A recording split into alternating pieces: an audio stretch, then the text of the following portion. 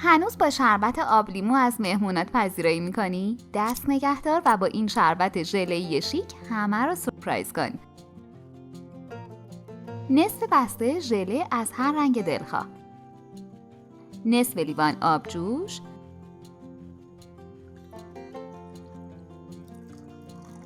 با هم مخلوط کرده و سپس بنماری کنید تا شفاف بشه.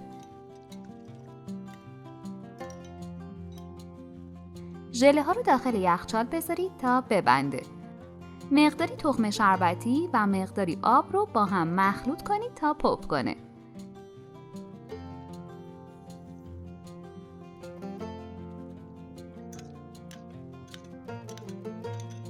ژله ها رو با چنگال هم بزنید تا خرد و تکه تکه بشه.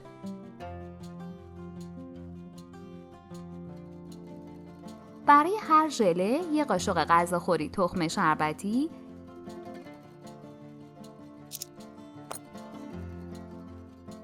یک قاشق غذاخوری شکر و یک قاشق غذاخوری گلاب.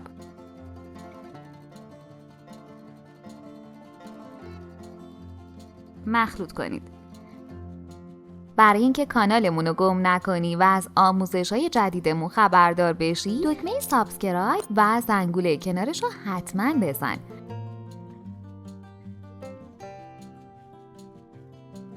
در آخر 1.5 پیمانه آب سرد هم اضافه و یک دست کنید.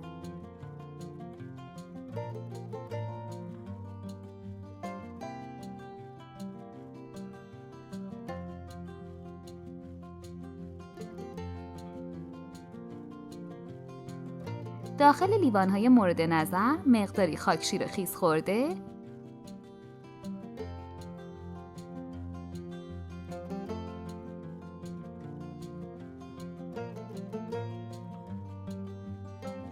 چند قالب یخ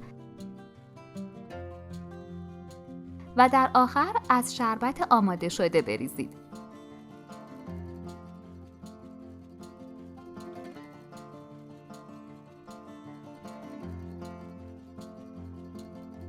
حتی میتونید به صورت ترکیبی از هر دو رنگ شربت هم بریزید. اگه از این آموزش بعداً میخوای استفاده کنی، حتما دکمه سابسکرایب رو بزن تا بتونی به راحتی دوباره پیداش کنی. اون تیکه های ژله زیر دندون واسه خودش بهشتیه. نوش جان. اگه از این آموزش خوشتون اومد، باید بگم که ویدیوهای جالبتری هم توی کانالمون داریم که حتما باید ببینید. لطفاً برای حمایت از ما لایک و سابسکرایب رو فراموش نکنید.